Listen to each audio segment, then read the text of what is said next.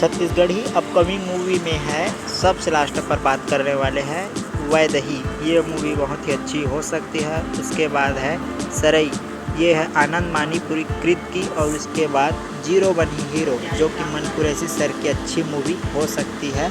और साथ ही अमलेश नागेश्वर की गुइया मूवी। उसके बाद अमलेश नागेश्वर की एक और मूवी टीना टप्पर। ये मूवी इस साल आपको देखने में मिल सकती है या अगले साल। उसके बाद आ रहा है